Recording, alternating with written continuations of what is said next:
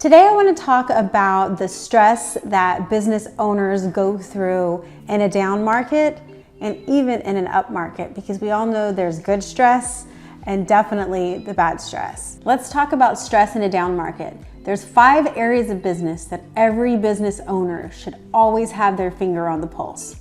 The first is going to be revenue generation, which is sales. The second, operational development, then organizational development, then financial management, and lastly, culture, the culture of your company. Sales is going to have to be doubled as far as the calls that you make, the activities that you're doing. It's doubling down in those areas, not just keep up, but gain market share in your area, because there's gonna be your competitors out there where some are gonna just say, oh, the market isn't as busy, and they're gonna lay back a little bit.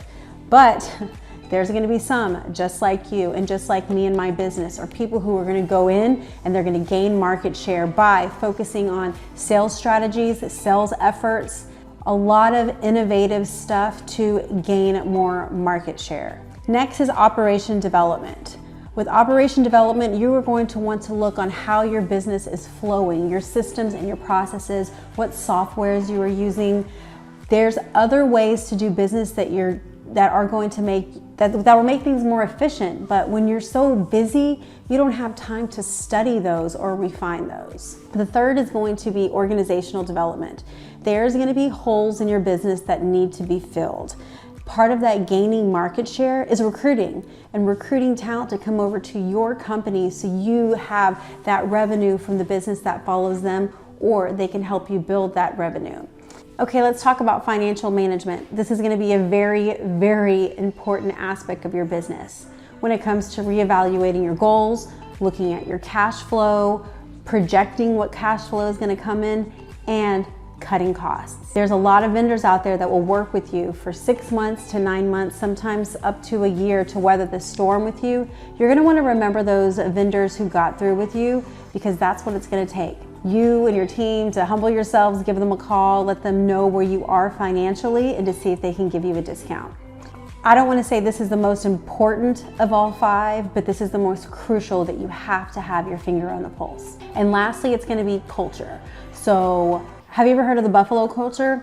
So buffaloes, when they're about to head into a storm, they huddle in close and they get through the storm faster and quicker, and they lose less of their team, their cattle, their herd. Versus other animals, they kind of go berserk in a storm and they don't make it through. They lose some of their herd. Stay close to your team. Having that trust and openness with your team makes their stress level go down, because you as the leader or the business owner, when you're quiet, they don't know what's going on, if they have a job from next week to the next. So stay informed, be honest with them, keep your team very, very close. Yes, you did. Yes, you did. You make me so happy.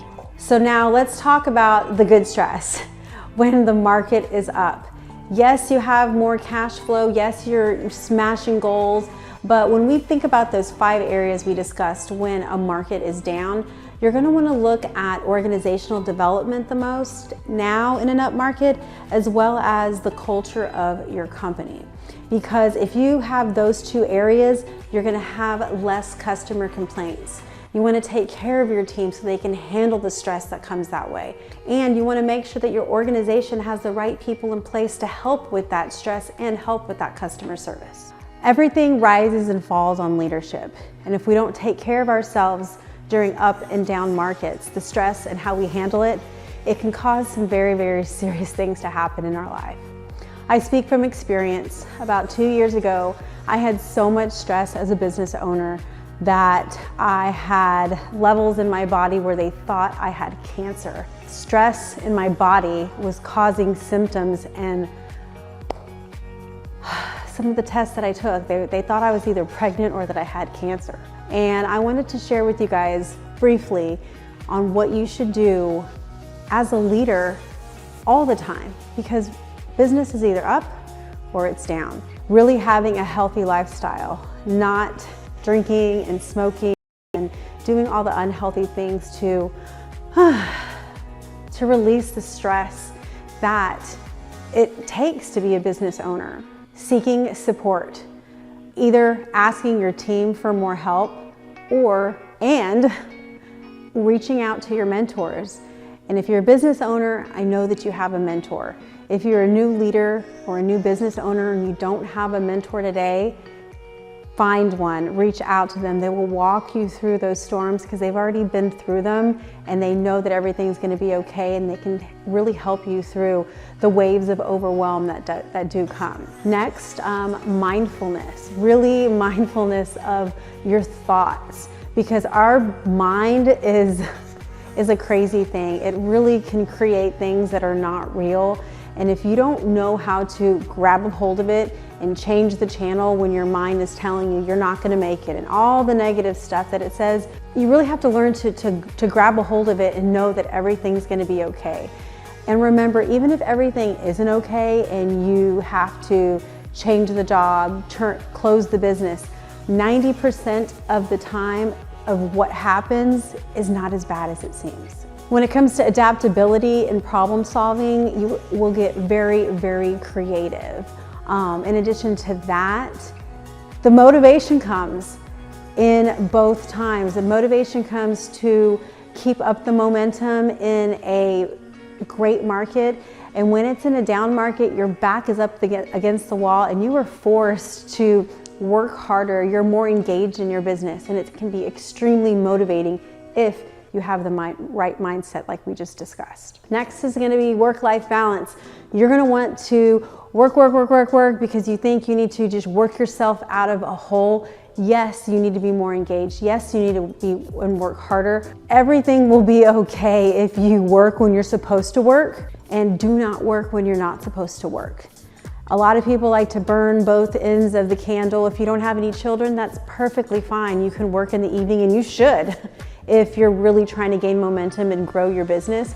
But if you have a family at home and you have other obligations and you put those to the side, that's when terrible things can happen in an up or down market. Lastly, I want to talk about delegation. In both markets, there are ways that you need to look at what you're doing and to say what can I do that only I can do, and who can I delegate things off to. In a down market, your team's gonna have more time. Tell them you need help, see what they can take off your plate so you can have that work-life balance and really make that time a good time where you're able to spend time with your family after working. In addition to that, when it's a busy market, hire people. Do not be cheap, because the cost of stress, just like I said earlier in the video, can be very detrimental.